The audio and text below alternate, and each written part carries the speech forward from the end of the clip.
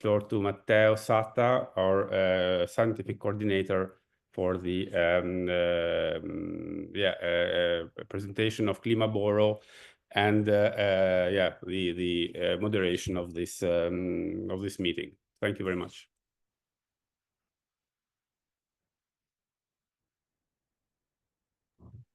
Good morning, everyone. Thanks for being here, from all of you. I will just introduce this meeting now, making sure also to share with you the agenda, and I'll say a few words about the project to allow you understanding the context in which the happy winners of this call for tender will be involved in. Then I'll leave the floor to Francesco and Besni that will be explaining in depth how it works and what should be doing to participate with the platform, which is the most important. Now I'll share my screen. Do you see my screen? Yes, Matteo. Okay. Now, what I was saying is talking just quickly about the agenda, then I will just, as I said, explain quickly what the context is and what we expect from solutions in the framework of our project. Then I'll leave Francesco the floor to talk about the call for tender regulations. And then Besnik will explain the Good Grants platform, which is the holy platform that you're supposed to use to participate to our call for tender. Then there will be obviously time also to ask questions in case you have some, and then we will close. We expect at the latest to close around 1. Now, about Climaborough. What is Climaborough? Climaborough, very easy, it's a Horizon Europe project, which is funded also in the framework of the One Climate Neutral and Smart Cities mission. That, as you know, this mission somehow from one side selected a number of cities, 112 exactly, to do a number of activities, but there are also some Horizon Europe projects that are funded to support the mission in its objectives. Now, just spending a few words about our partnership. We have like a particular partnership because we have 14 cities out of 28 partners, and including that, we have also 2 semi-public agencies of those cities, part of the consortium, and we have other 2 partners that are an association of cities. Another is another cities agency that, even if it doesn't act like that with us, then we have a consortium that is based on 18 partners that are extremely strict cities related in a very strict sense of really in direct daily activity. Then if you see our cities, we have 14 cities. Those 14 cities are distributed in 12 countries. No matter what the role is in the project, we have anyway 14 cities in 12 countries with a very diverse also kind of cities. We have big cities like Athens, like Sofia, like also Torino, and we have even smaller ones, and a lot of them in the middle of those 2. This richness is something important for us, and it's very important also for this call for tender because these are somehow the ones that will be leading the deployment of the solutions that will be deployed. But what is Climaborough about? Climaborough is part of it's a urban planning and design. We answer to a urban planning and design call for a proposal, and we start from a concept that is that today we don't lack technology. This is one of the mainstreams of the mission. We don't lack technology. We really lack the use of technology. Then cities have to learn to somehow close the gap between the users, which are all the stakeholders, the citizens, and so on the ground, but at the same time making sure that their needs are matched by the market. That then the market and the cities have to work together to make sure that solutions can drive to behavioral change. If the technology is not usable, who doesn't answers to the needs that people have, will be not used or wrongly used, which is even worse. And this won't give any impact, positive impact. To talk quickly about the structure of the project, we divided our cities and then our work into what we can call climb hubs. There are 2 hubs that are thematic hubs in which cities somehow meet and work together around everything will be done, including the deployment of the solutions. And they're divided in leaders and followers, not because we have leaders and followers, that's because we have cities that started earlier in the first call for tender that happened, started 1.5 years ago, and that are now going into the deployment process. And then the followers that are starting on a second call for tender that is inspired and improved from the first experience. And those interact between each other, and they participate with different roles in the 2 different hubs, making sure that we improve as much as possible the peer-to-peer between cities and making sure that cities stimulate each other also in this process. Now we have the project has various steps that lead cities to have their solutions, and then the leaders started very easily creating their challenges that were procured and now are deployed, and furthermore will be evaluated. While leaders deploy, followers procure. That's where we are. That's what we're doing now. And then they will deploy and evaluate with a time between what happened between the leaders and the followers, making sure that the followers can always get inspired by what happened in the leader cities. At the end, we expect to have 25 solutions for cities. And then we expect somehow that the process is ongoing and it's still being well defined. You will have cities mentoring to make sure that those solutions, at least the ones that showed to have a positive impact, will go towards a replication by solution. That means that the replication, those solutions, we hope, being adopted by other cities behind that. And procurement instruments may be also part of this picture. Now, I'm done mostly. You can follow us via newsletter and the website and LinkedIn. I know that a lot of you, I see some of the names here that often interact with our social media and so on. But anyway, keep this in mind, and keep in mind that the idea of this tender is to have solutions for our cities. Cities will lead their pilots. That means that will be for the winners the most important contact point, let's say, that's the leading of the solution deployment. But at the same time, you will be driven to have anyway interactions and anyway exchanges with other people in the consortium, in particular other cities and probably other solution providers. This is also a way of giving value to the solutions that are driven into Climaborough. I would say that I can close here this part. If there is any questions, you will be able to ask them, I would say, later on when there are Q&A sessions, no problem to answer to this. But I think the most important is to talk about the call for tender now, because I think that most of you are here mostly for that. Then for this, I leave the floor to Francesco Molinari, that leads this task and created this call for tender as the Climaborough one, at least. And Francesco, the floor is yours. Thank you very much, Matteo. Good morning or good afternoon, depending on the time zone, to all the participants. I was looking at the names. I think we have a very interesting combination of participants this afternoon.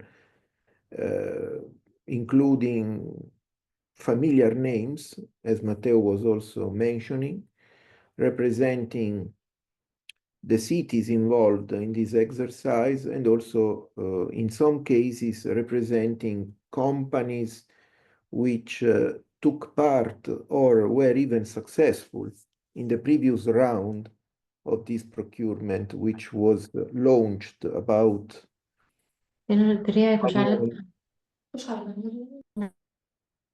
was launched about 1.5 years ago in an event like this. As Matteo was anticipating, there will be wide space for questions, so I don't think to do a long presentation. I have some slides which I'm starting to share, but the idea is to leave room to questions. So what I propose is to use the chat box for your questions while I'm talking, and then during the dedicated space, we will go through the questions and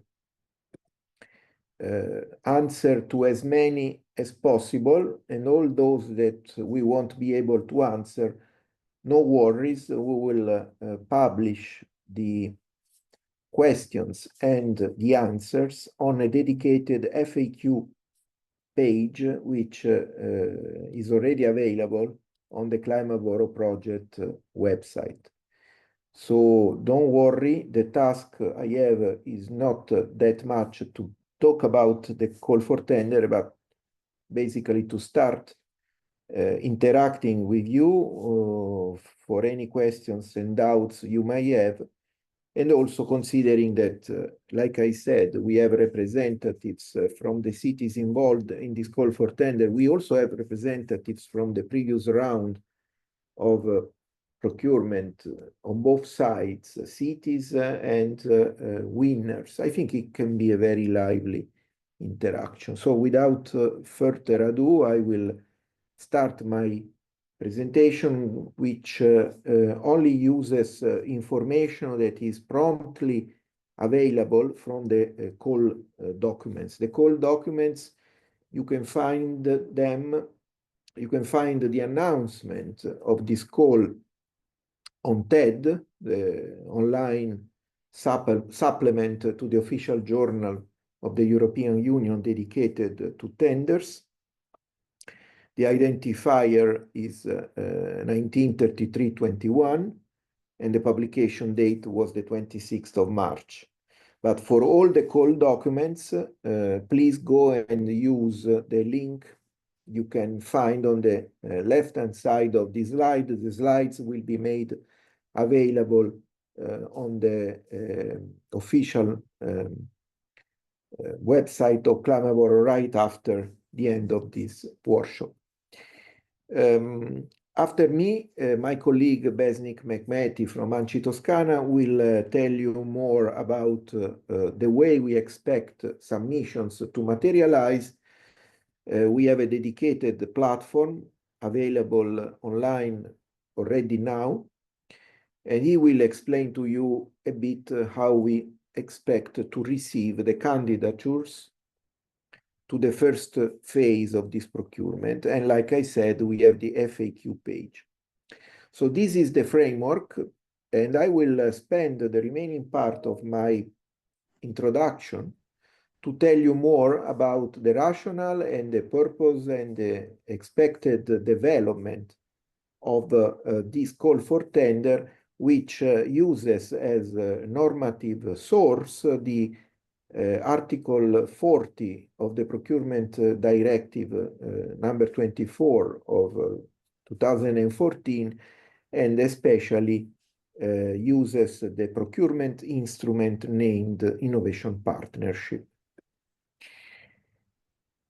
As Matteo Satta was mentioning, this project, Climaborough, co-funded by the European Union, provides the resources, the financial resources, which will be used to support the call for tender we are talking about today. This call is a single call structured in 5 lots.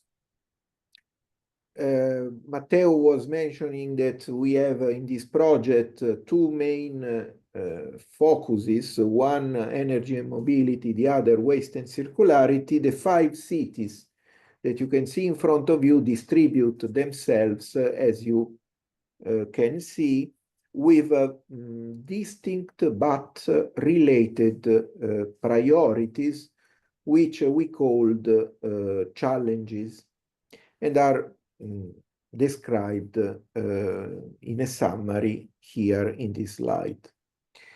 These challenges were previously formulated and presented to the general public, to interested stakeholders, on the occasion of 5 online events, which were all held during the month of January this year, which we call, in our jargon, preliminary market consultations. The idea at that time was to give the floor to the representatives of the 5 cities listed again here, so that they could share their ideas, priorities, intentions, and so on, receiving as a feedback from the market operators whom we tried to approach, who might be interested in the... Sorry, I have a call and I don't know how to stop it.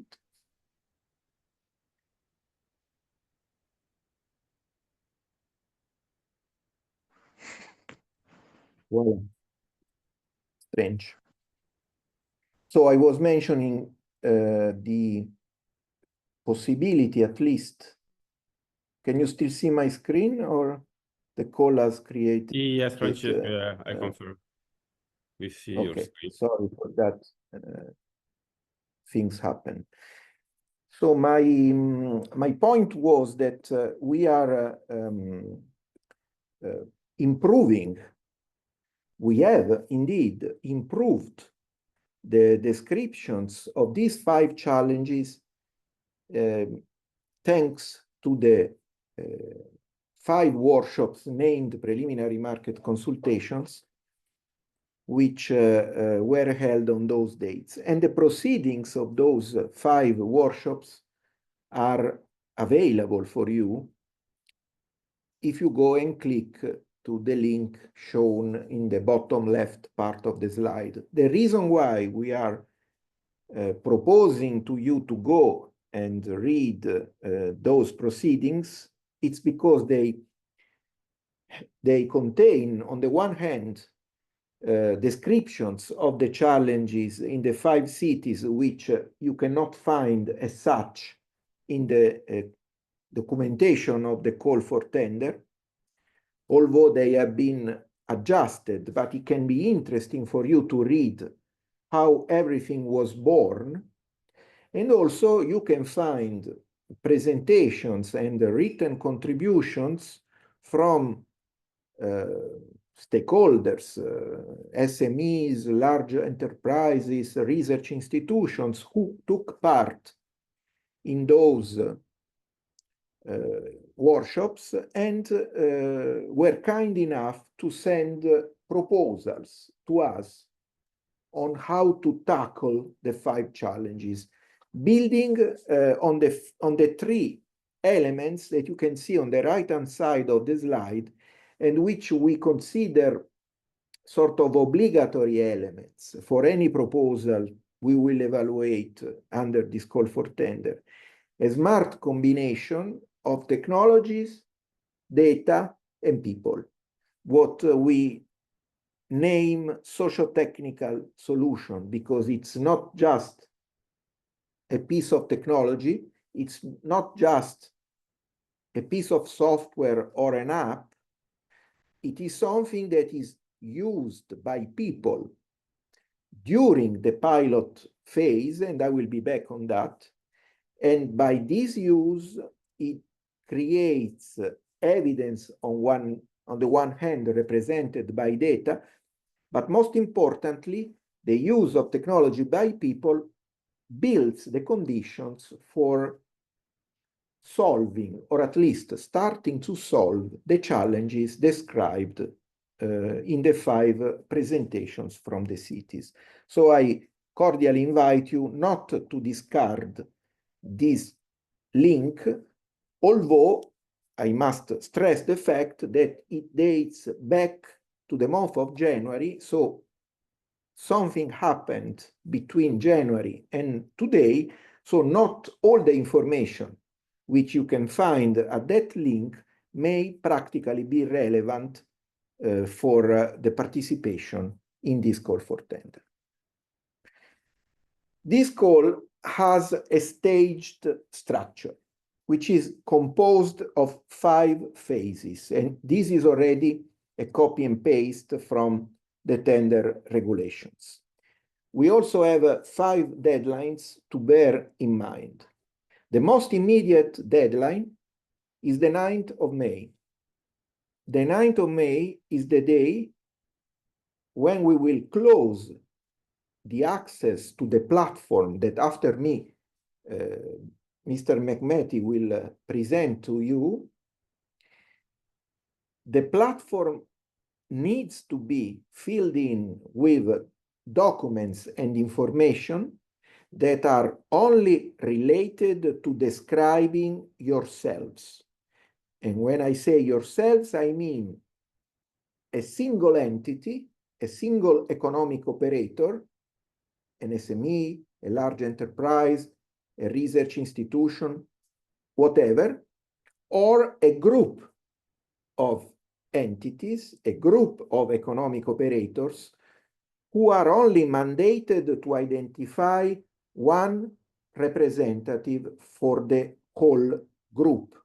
But this doesn't mean that the representative will work on behalf of the other members of the group. Each member of the group must go to the platform and upload some information, some documentation. What kind of information or documentation? Nothing related to the solution that you may have in mind for the problems or challenges outlined in the different cities. At this first stage, the documentation in question is only related to your status as a legal entity, your current or past experience in domains related with the topic of the tender. Practically speaking, it is just the daily work, and we expect one day to be enough, of an administrative person working in your entity to collect and upload information which can be easily retrieved from existing sources. So nothing related to the substance of the matter. Very importantly, you can participate. I mentioned before, this call for tender is structured in 5 lots. You can participate to all the 5 lots with the same structure, single entity, group of entities, or with different combinations, also with different partners, so to speak. But in that case, you will have to repeat the uploading of the same documentation, of course, because you are always the same, even 5 times, up to 5 times. This is the way this proposal, this platform works, creating 5 distinct channels, 1 per lot of the procedure. In case you would like to compete to all the 5, for all the 5 lots, you will have to present your candidature 5 times and repeat the uploading of the same documentation 5 times. What we will do is to evaluate the documentation received and to invite the best 6 candidates to present a technical offer for the lot in question, for the lot that you have selected, which can also be more than 1 lot. You will be invited to submit, and you will have time until the end of June to present your technical offer. There is a template for that. The technical offer is the response that your organization or group of entities will give to the specific challenge of the specific city. As you can see, you will have more or less 1 month of time to prepare this technical offer, considering that 9th of May is the deadline for the candidature. We will probably need a couple of weeks. We estimate maybe a bit more. So let's say that by the end of May, you will get the feedback from us that you have been selected. You will only have 1 month to prepare the technical offer. Only the technical offer. In that case, we are not expecting to receive a prize. Why this? Because of the specific structure of this call for tender. After the end of June, after having received your technical offers, we will launch bilateral calls with each of the participants to discuss the details of their offer together with the representatives from the city involved. The purpose of these meetings will be to discuss what is good, what is bad, and help you improve the quality by resubmitting a second version of the same technical offer with changes until the end of August. Only in that case, the technical offer will be accompanied by a financial offer, which will be evaluated, and probably in 1 month we will be able to award the call to the 2 best solutions per city, per lot.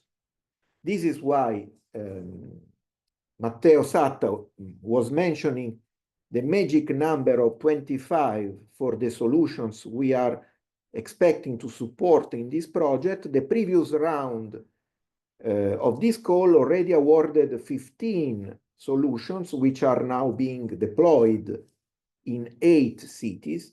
We expect to reward 2 solutions per city, therefore additional 10 of them. The solutions will be deployed experimentally for a period of 9 months. So we estimate to sign the contract by the end of November this year, and therefore to finalize the pilot phase until the end of August 2026. This is the structure of this call. So now, from now on, I'm really rushing because most of these slides are really copy and paste from the call, and it's at annexes.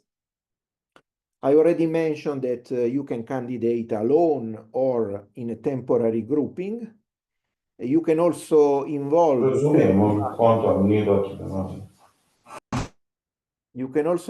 third parties as supporters. The idea is to create the conditions to be selected, to be in the group of 6, being selected and invited to present the first technical proposal. Each member of the grouping, like I said, must upload some relevant attachments to the platform. So don't leave your head of the grouping alone. The attachments are those mentioned in Annex 1 to the call, which you can download from our website. Some of them are not relevant for this first phase. Those barred are there only for your information. Attachment 1 is the draft of the contract that we will ultimately sign with you at the very end of the procedure. The other, number 2, is very important because it explains in detail what the requirements are from the city corresponding to the lot you selected. Then there are other documents of relevance, but these are not documents that you need to change or handle or manipulate in this phase. What is needed in this phase is to sign the privacy notice to confirm that you are happy with us handling your own data, personal data. This will be done in the context of attachment 7, informed consent form. So number 4 is only for information, number 7 will be read. The most important document is the ESPD, the European Single Procurement Document, where all the information we need to evaluate your candidature will be stored. Then there is a request for participation, which is the document you sign, and in signing the document, you accept all the rules of this procedure that are presented to you in the different attachments. And finally, there is an optional template in case you want to go on as a temporary grouping. The last number 12 is simply the template for CVs according to the Europass standard. I will mention in an instant the reason for using this last template. So phase 1 is our focus, 9th of May. The conditions for participation have to do with 3 main areas. One is being suitable to pursue the activity that is implicitly mentioned in the call for tender. This is only about your being a legal entity, practically speaking. We are not interested in receiving proposals from natural persons. This is the only main limitation. The second group of conditions has to do with your background in economic and financial terms. The third one, your technical and professional ability in the specific domain pertaining to the pilot. And there is a long description, which I am summarizing because it comes from the call for tender, especially Annex 1, which explains that the conditions to demonstrate that you are a professional have to do with being, you can see, public sector organizations, legally established companies, and in the case of natural persons, you are holding a VAT number. So even a natural person can participate under the condition of showing a VAT number which confirms their being enrolled in a public registry. And then there are other clauses which I don't have the time to read. For the economic and financial standing, in the ESPD, you will be asked to specify your turnover and a number of financial ratios with reference to the to the most recent financial year. What is important to mention is that we do not see the economic and financial standing as a criterion for excluding. And the reason for this is that we strongly push the creation of temporary groupings among entities which may well include startup entrepreneurs only in their very first year of activity, so without any background, or even companies which do not meet individually, taken as single companies, the financial ratios in full. But still, with the alliance we are trying to push with other entities, the consideration of the economic and financial standing will be done looking at the grouping as a whole. So what is weak in one case can be compensated by other members of the grouping being very strong and so able to compensate the negative aspects.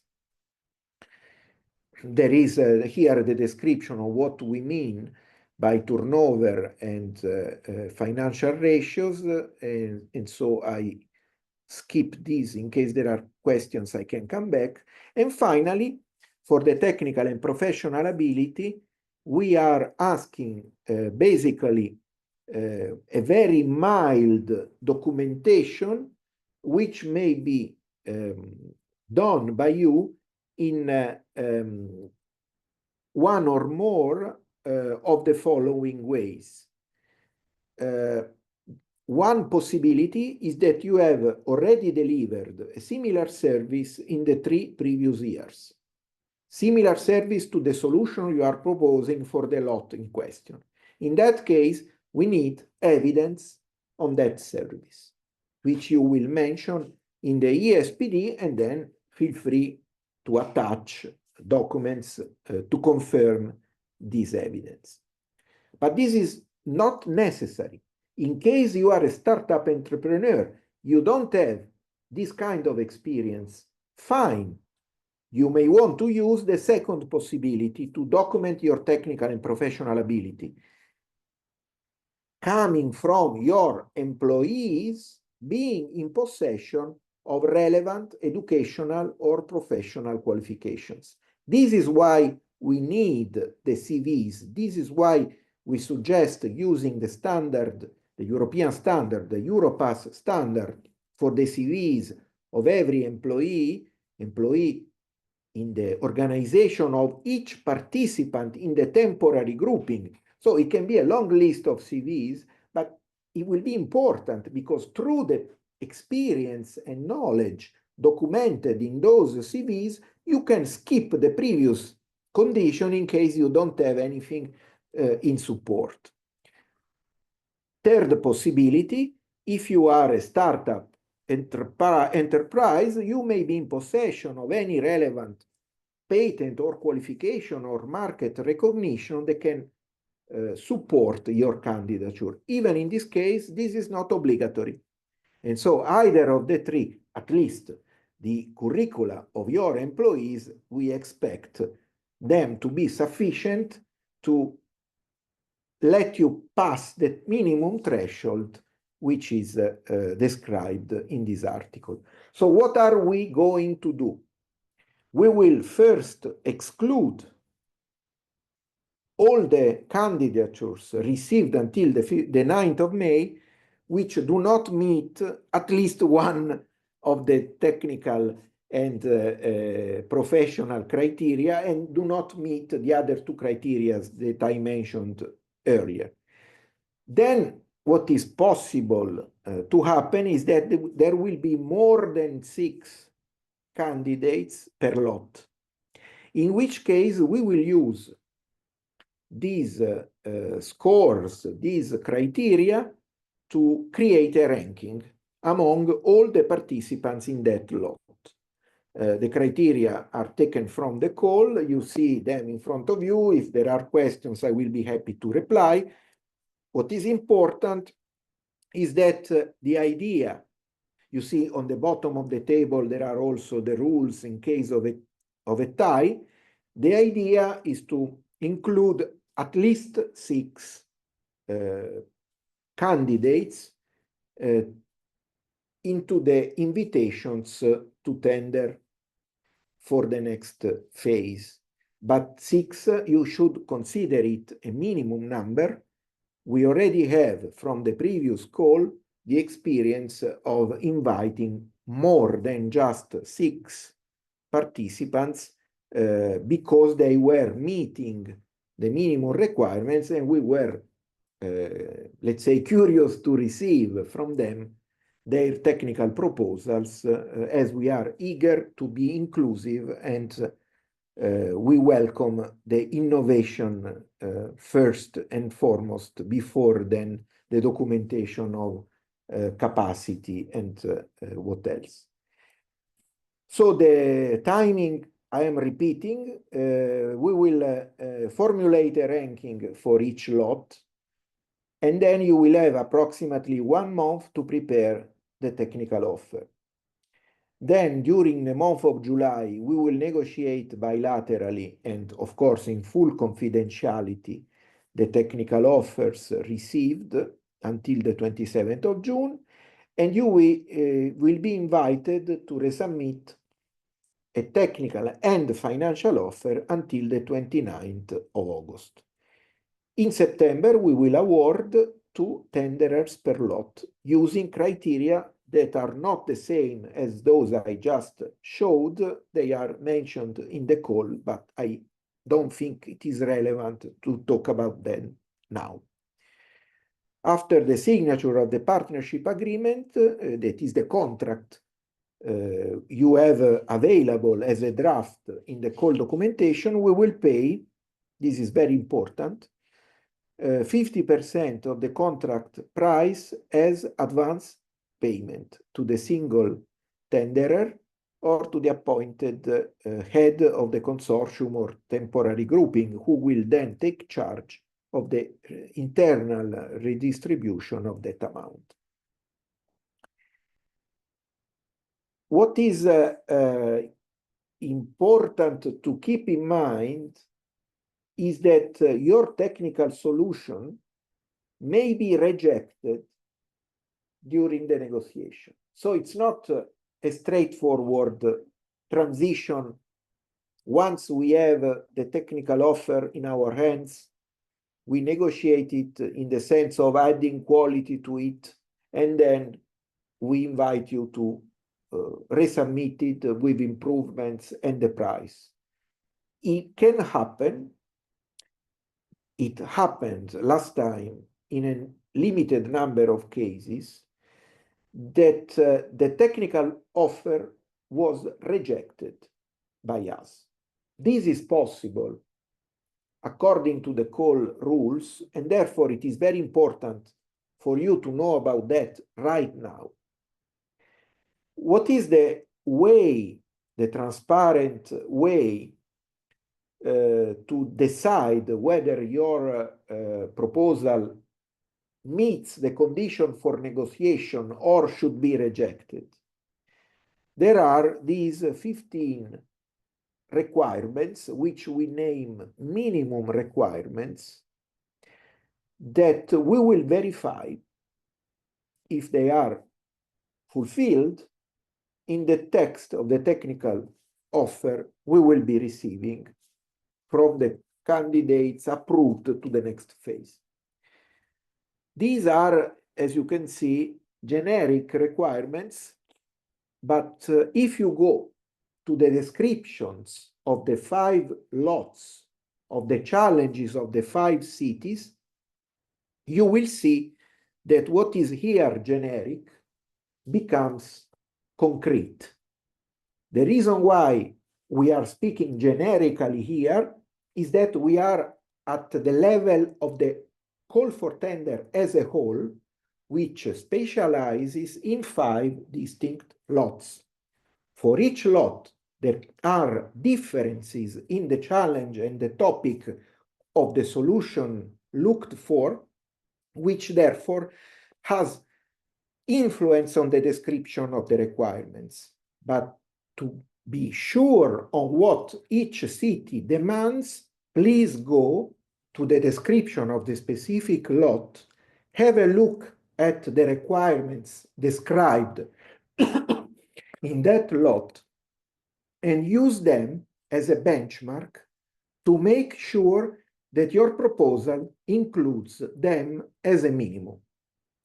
If your proposal doesn't include them as a minimum, it will be rejected. This is the only real issue that you may face during this competition. The award criteria will be based on the capacity of the technical offer to meet the requirements in full, so to go above the minimum requirements, and also there is, as you can see, the possibility of compensating for some limitations in the technical offer with a discount of the base price. The base price is 120,000 euros per solution. Considering we are aiming to finance 2 solutions, each lot has a budget of 240,000, and the whole call for tender has a budget of 1.2 million euros. By implementing these criteria, which are public and already described on the call documentation, you can already simulate the score your proposal may get during the final phase of the procedure. Last slide has to do with the management of intellectual property rights. As Matteo Satta described, we are keen on solutions that demonstrate their capacity to be replicated successfully. And so we are trying hard to push this scenario to make it real, concrete, in all possible ways. In the bottom part of this slide, there is the description of one of the approaches we are taking to make sure that this may happen. The contractor, that is ANCI Toscana, and the host city shall not claim any royalty, license fee, or other form of benefit from the results of the pilots in this procedure, leaving their future exploitation to you. This is one possibility. Another possibility is described in the top part of this article, where it mentions that the municipality hosting the solution deployment phase, one of the 5, will have the right, not the obligation, to purchase one or more copies of the deployed solution in case it is successful after the end of the testing phase. This option will stay for 12 months after the end of the pilot and can be exercised by the municipality with their own resources without the need for another call for tender. This is perfectly legal. And we use this as a way to procure not just the generic replication and exploitation of solutions you may have delivered and deployed in the city, but also like a sort of bet. We are reciprocally putting on both sides, we are betting that you will be very good at installing and deploying a solution that really works, and we bet that the city will like it so much that they will decide to put additional budget on the follow-up phase. I am done. You can see the email, the functional email of the project. Feel free to use it at any time to make questions at all stages of the procedure. We will package the questions and the answers to populate the FAQ page that was previously shown. And like I said, you can still see when the slides I presented become freely available on our website. I thank you for your attention, and I'm stopping to share the screen by now. Okay, thank you, Francesco. I think that we can open to questions. There is one in the chat box, in the chat, simply without bot. That I think that in the meanwhile Francesco answered because it was put there earlier, but I just read it again in case it stays as a question point. If there are some requirements regarding the history and financial stability of the companies that will apply, and if it has settled to apply with the newly incorporated company, or if this is a risk because it may be not eligible. I don't know, Emilian, that asked this question. No, I think it is clear, Emilian, you can certainly apply with a newly incorporated company. My suggestion, like I said, is not to apply alone. My suggestion is to join forces with someone else who can bring the missing credentials to make sure that your grouping goes ahead and is selected after the end of the first phase. Remember, there is no evaluation of any technical aspect in this first phase. It's only about the credentials that the individual or grouped entities show to us, document to us, in order to be invited to present a technical offer. So at this stage, we cannot appreciate, unless you provide documentation, for example, that you are in possession of a patent for your solution. We cannot appreciate that much your capacity. So my suggestion is to anyway join forces and participate as a group.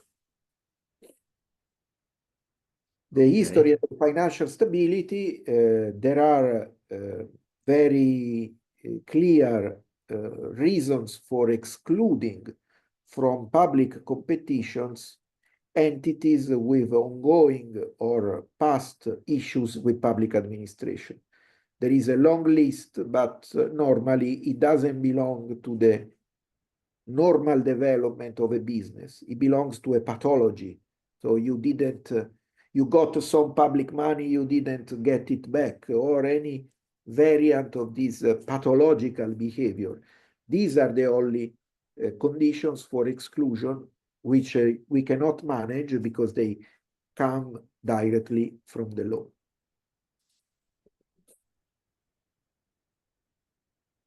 Okay, thank you, Francesco. Okay, do we have other questions? I don't see anything in the chat. Obviously, in case you want to talk, please raise your hand, your virtual hand, to make sure that we can detect. Otherwise, we move on to Besnik's presentation. Okay, here has the proposed technical solution be finished in 9 months, including measuring of its impact. Is it a very short time considering the need to cooperate with cities on a proposed measures? Is it 9 months, including also the measuring of its impact? It is 9 months, including what you wrote in the technical offer. If your technical offer includes measuring the impact, it will include measuring of the impact. If your proposal doesn't include that part, it will be out. I don't know if it's clear, Blanca. Yeah, I think it is. By the way, I would add also that the project in itself measures the impact of the solutions. Also, there is a platform and so on.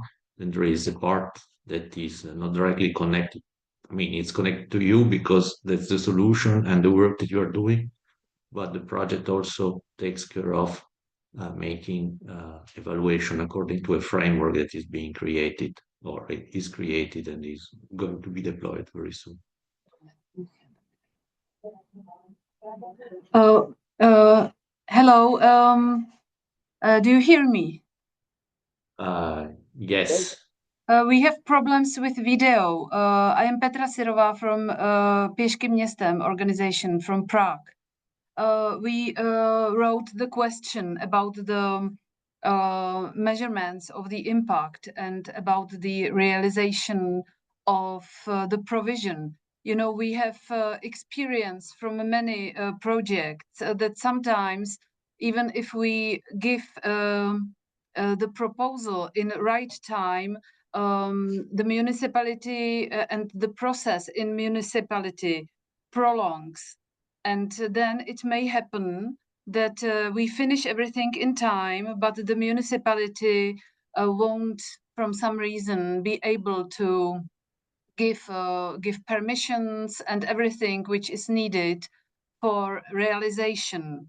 So what happens if we won't deliver the project in 9 months? If it isn't, if the provisions are not physically made in front of the school, what happens? What will happen? Because we can't guarantee something which depends on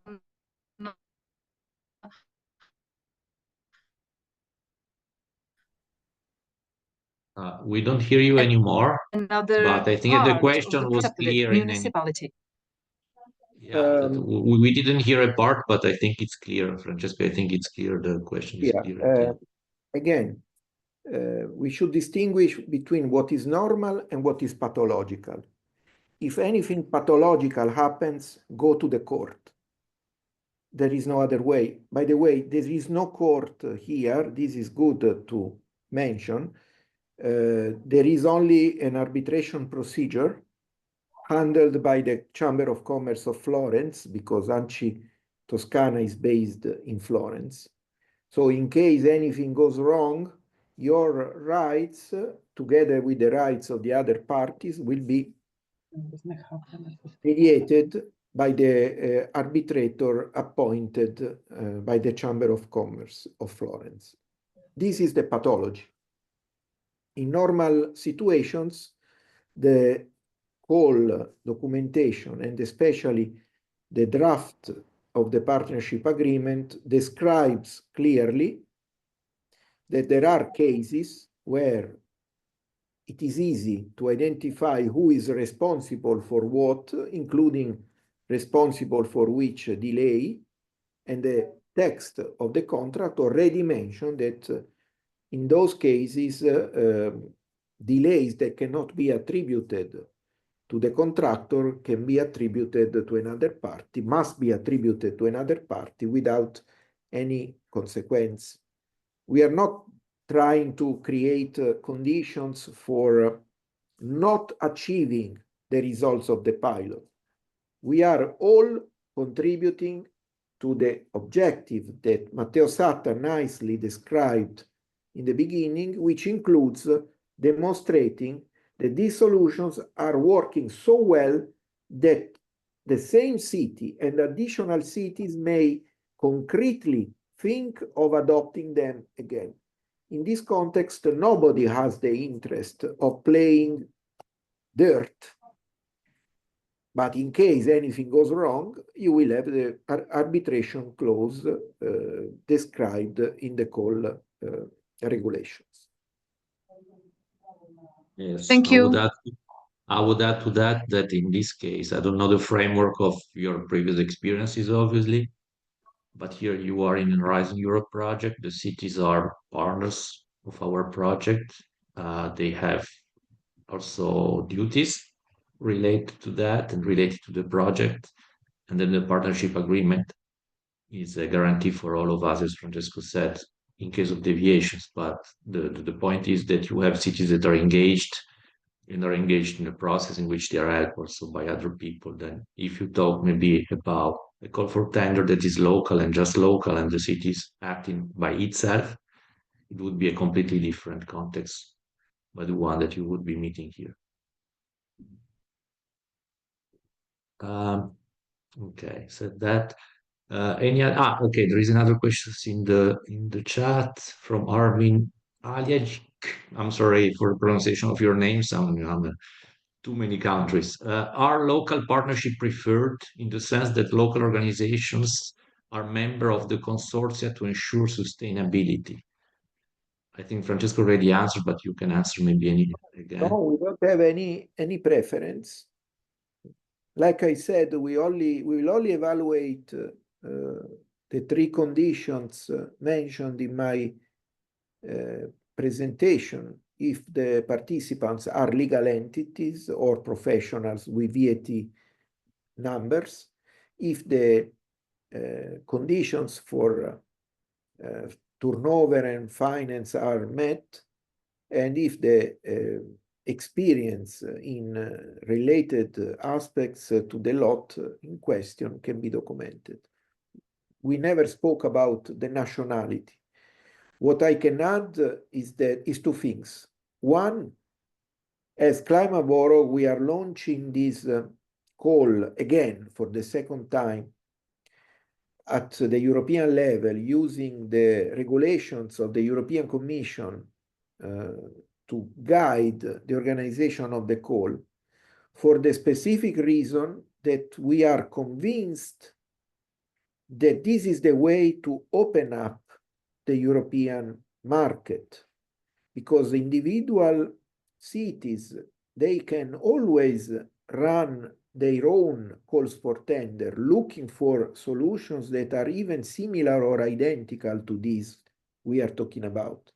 But they will do that using their own national regulations for procurement, which we know are quite hard to overcome by companies, by entities that do not belong to the same country. I am proud of mentioning that out of the 15 solutions and solution providers we awarded in the previous round of this call, half of them were not coming from the same country where the city is located. This doesn't mean anything because it was not looked for, but it is important to bear in mind we are open to the fact that entities not belonging to the same country of the pilot of the lot in question will participate and maybe will be successful. The other comment, if you read the descriptions of the 5 lots carefully, you will notice that practically all of them have an implicit requirement or even explicitly mention the requirement of dealing with local people in the local language. This is not like an extra burden we wanted to place on your shoulders. It derives from the nature of the solutions we are looking for. Those that I mentioned, socio-technical solutions, which are using technologies in an instrumental way to put them at the service of people who will use them, interact through them, and generate not only data, but also positive results for the challenge we started from.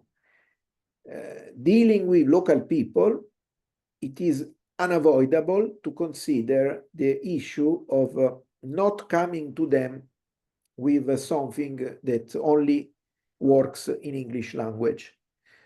This doesn't mean that you will necessarily have a local entity in your consortium. You may just hire 1 or 2 translators and make sure that, for example, the interfaces of your software or apps are in the 2 languages, English plus the local language or languages spoken in the pilot environment. It's not an obligation. You can use this advice in the way you prefer, but bear in mind the language issue, which is more or less transversal across all the 5 pilots. Okay, thank you. Yeah, I would add that, as Francesco said, the knowledge of the ground is obviously something that is important. Socio-technical means also supporting the citizens or stakeholders' engagement locally. You see, it's one of the minimal requirements, by the way, a number of people to involve. And that's something that you'll be strictly doing with the municipalities and request in particular use of also not just the technological, but also how engaging people to use those technologies. That's important because, I mean, having technologies that are not used is not the objective here. Now I see that Francesco already answered, but there is another question: is if presenting as a consortium, each one of the companies who takes part to the consortia has to upload the ESPD plus any other document on the platform on its own? And the answer is yes. The answer is yes, absolutely. Each one of you should do that. But by the way, Besnik will then talk about the platform, and I think that from that point of view, it will help you also maybe better understand this point. Now, said this, any other questions?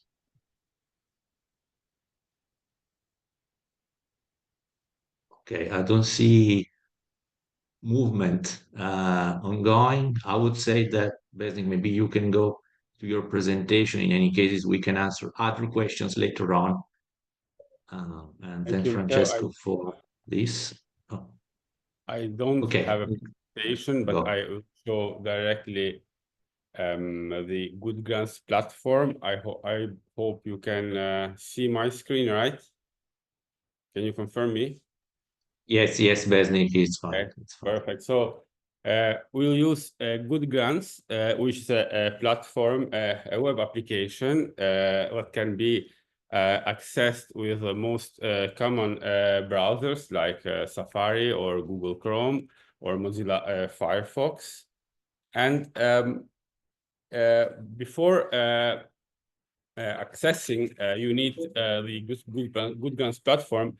You need to log in and register to the homepage of the platform. So on the right hand side, you have also the let's say the indications on how to do that. So I will register. I'll show you the registration process. So once you have entered your email address, you click to continue, and then a security code of 6 digits will be requested. So let me check if I have received it and enter it in the platform. Normally it takes, it has already arrived, so it takes a few seconds. So here I can register myself with my name and last name, and also I'll choose a password here. I have to click on the privacy policy, cookies, and terms of services to complete the registration. Okay. So once I have completed the registrations, you'll see. You'll see that the application can start now. So when you click on Start Application, you'll be redirected to this page, which in the top has some important information for the submission. So it reminds you that the deadline, as Francesco mentioned, is on 9th May 2025, and until 23:59 Brussels times.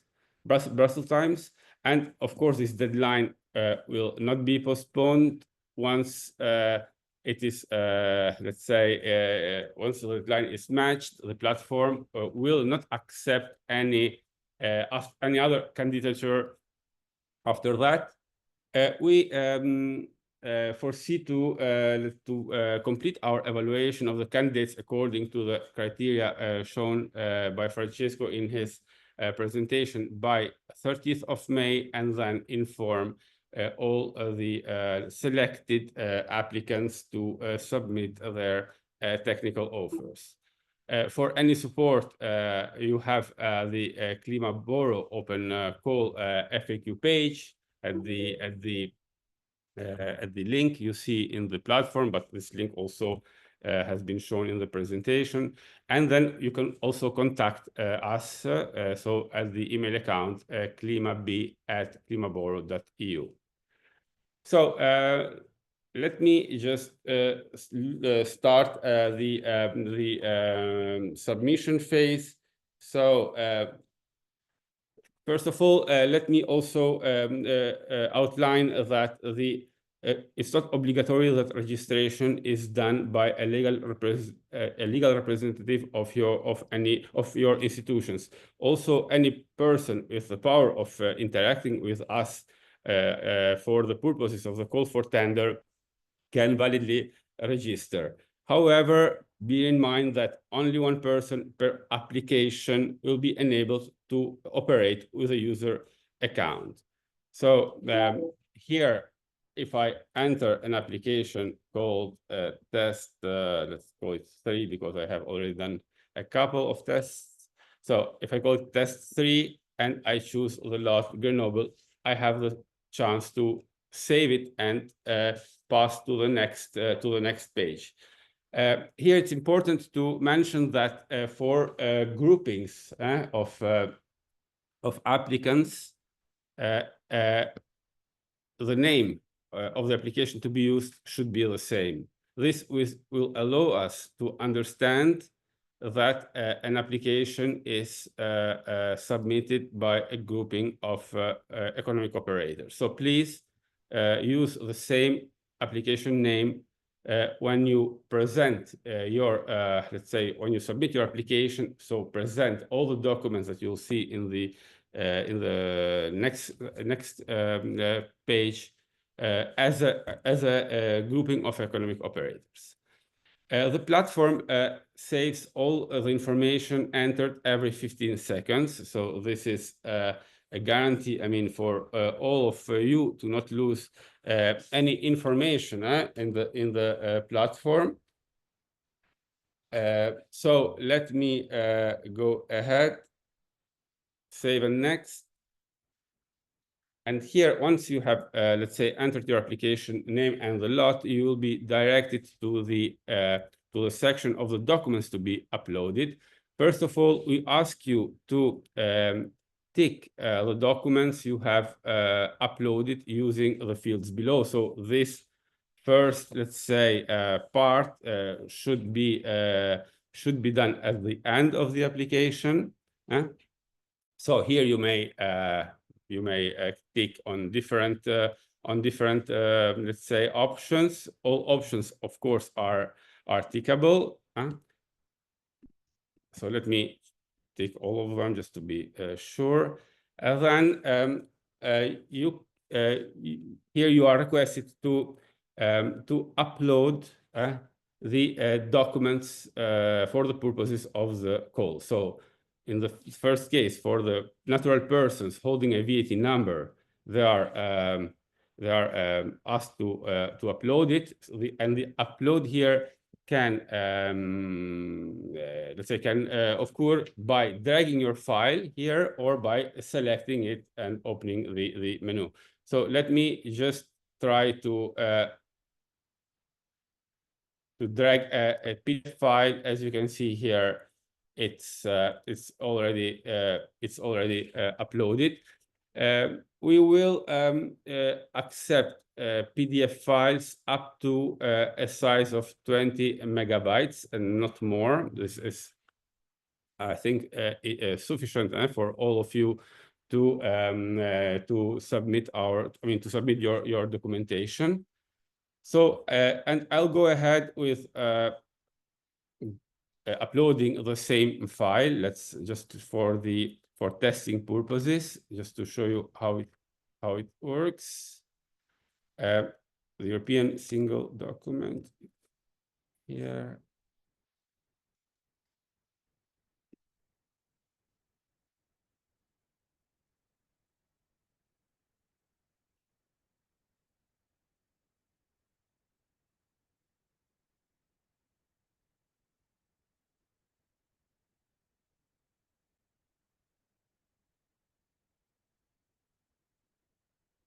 I have nearly finished.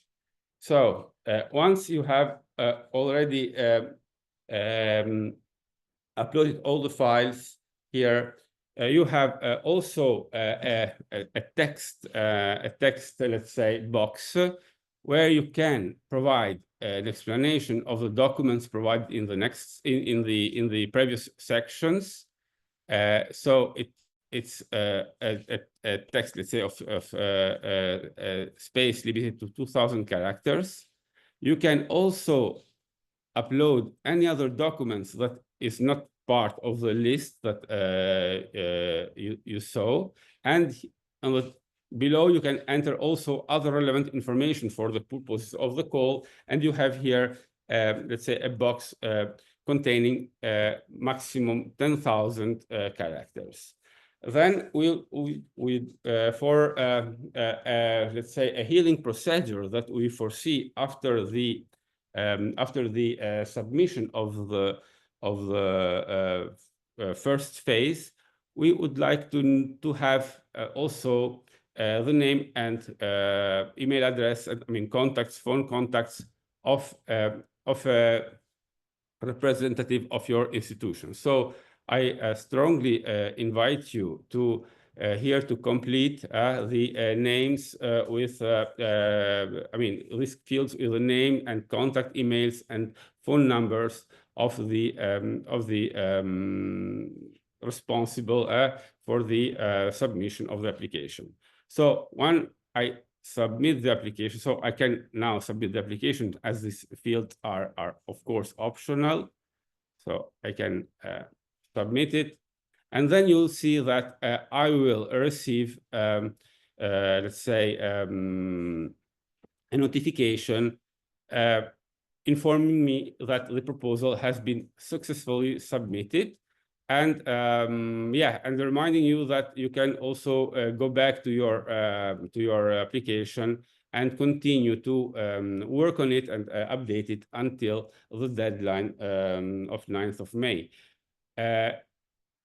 You will also receive an email once the submission is completed. So an email will reach you, and also in this case, I advise you to keep it for your records because it's important to store this information in your computers. So this is the submission process. In our experience, the Good Grants platform, not only for the first stage but also for the other next stages, has been working very well. We haven't registered any issue, and it's our experience. It's that it's a very user-friendly platform for this kind of application. So I really hope that you won't, let's say, have any issue with the platform. But in any case, just ask us, send us any, contact us in case you have this kind of issue. We have also, let's say, assistance provided continuously by Good Grants, so we are able, to solve any problem in a few hours or a couple of days maximum. Thank you very much, and I remain available for any questions you may have. Okay, let's open to questions. While waiting for questions, I'd like to say one thing that our experience told us. The platform on the day of the closure closes at 23:59. That means that if you try to apply at midnight 01, you won't be able to do so, and it will be useless to write us emails asking us to get you back. That's something that happened in the in the first round, and that's something. It's like for when the ones of you that are used to work on proposal of the European Commission, if they say at 5 it closes, that means if you go at 5:01, it's done. It's you can then. A suggestion can be also to, and Besnik, correct me if I'm wrong, but you can normally put in draft your documents, and the best idea often is to do the submission in advance and then eventually update it later on to make sure, Besnik, if I'm not wrong, that's something that can be done, and in this way you guarantee that we have a submission, and submission means that you can be eligible. If you're just in draft or you don't send it, you won't be able to do so. That's important to notice. I know that often it's last minute things, but maybe try to anticipate as much as you can. Okay, as I said, read any questions? Basically, it was too clear, no questions. Obviously, you will be able to send an email in case while doing in real the thing you get stuck. That's something that you can write us about.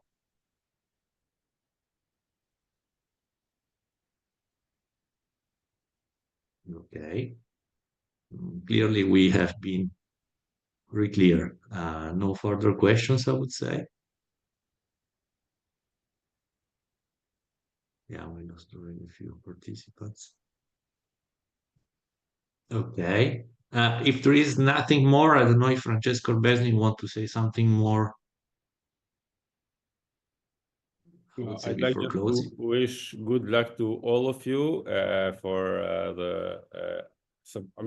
for the application to our call for tender, and hopefully we'd like to see as many as applications possible. Because that will be a good indicator of our success also as a project. Francesco, do you want to say something? No, I think so. Unless there are Okay. last-minute questions, I think we can close here. Yeah, I think so too. I see also that participants are lowering time by time as it happens in these webinars. From my point of view, I'd like, yeah, as Besnik said, hopefully we will receive proposals or candidatures, as you want to call it, from many of you at least. Take into consideration the whole five, the whole five cities and challenges. Don't forget, and our experience is saying that sometimes cities that maybe are not as known as others can be better to work with for a number of points of view, also for your visibility. Then hopefully you will be participating in our five challenges and in our five lots, sorry, technically speaking, in this procedure. And then hopefully we will be able to work with some of you later on. From now on, I would like also to highlight that on April 15, for the one of you that are interested also in the procurement more from other perspective, not just for participating to a call for tender, our procurement process will be part of another webinar that is more intellectual, if you want, in understanding this on April 15 at 10. It's on our website and on our social media. We will be also communicating furthermore, then invite the ones of you that are interested in this to participate to that one too. And by the way, Francesco will be one of the speakers. Then, if there is nothing more, I thank everyone, Besnik and Francesco, for presenting, all of you for being with us and taking the time to stay with us. And in case you have further questions, don't mind sending everything via email. This video will be published on our website and our YouTube channel, as it happened in the past for the others. And also the slides will be made available. The slides that presented and Francesco presented will be made available for the Good Grant platform. There are the guidelines are published in the documents of the tender. Then you can find them there. Then take the time to read everything. In our experience, also take the time to read the partnership agreement. Even if you are in an early phase, that's important that you understand exactly the framework and don't hesitate to ask questions. Then I would just thank everyone for being here, and hopefully we will be in touch in the coming weeks, in the coming month. Thank you very much.